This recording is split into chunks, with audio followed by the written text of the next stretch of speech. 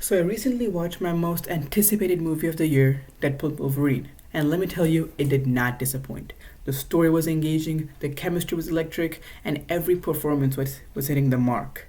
Watching the hero that I grew up with alongside the hero that I'm so excited to see so much more of was such a cathartic experience. As I left the theater, I couldn't help but thank the movie gods for making this happen. But then, a few weeks later, something hit me. Not a single character in the story, someone who actually contributed to the plot, anyways, was a non superhero regular person. I mean, yeah, sure, there was Peter, the bumbling comic relief, but he was a joke, not a real player in the story. Everyone else?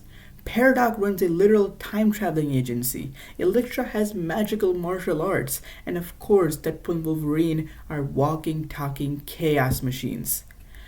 It got me thinking, has the superhero genre always been about supers? Now, on the surface, it seems obvious. Of course, the superhero genre has always been about superheroes, but let me explain.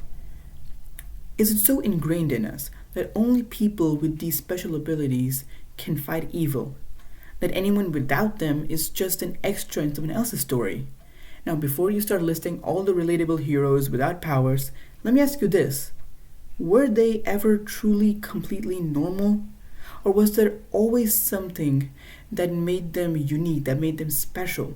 Maybe a title like the Chosen One, or maybe some special circumstance that set them apart. Superhero stories have always revolved around individuals marked by destiny or gifted with extraordinary abilities. Think about it. Peter Parker gets bitten by a radioactive spider. Bruce Wayne has his billionaire resources. And even Natasha Romanoff or the Black Widow comes with a backstory with elite espionage training. These characters are memorable not just because of their heroism, but because they're exceptional. And while these stories are thrilling, they subtly send a message. Being a hero requires something extra, something unattainable for most of us.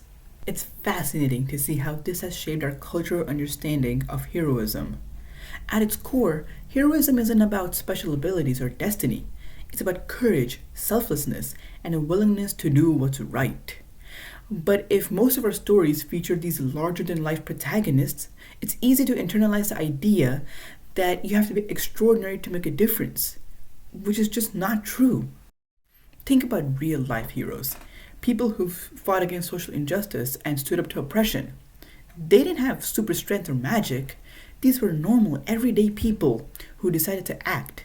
Martin Luther King Jr., Malala Yousafzai, Veer Savarkar. These individuals chose themselves. That's what real heroism looks like.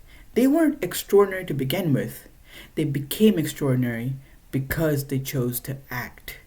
And that's something that anyone can aspire to. This is where the superhero genre could evolve. Imagine more ordinary characters stepping up to the plate, not just comic relief or side characters, but genuine protagonists.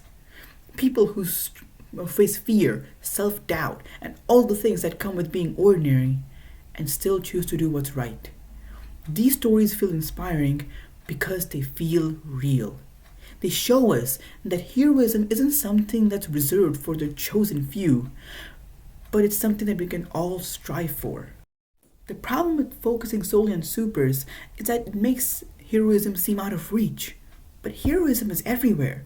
It's the firefighter running into a burning building, the teacher going the extra mile to help a struggling student, or the stranger simply giving directions. These are the stories we need more of, to show us that being a hero isn't about being super, it's about being human.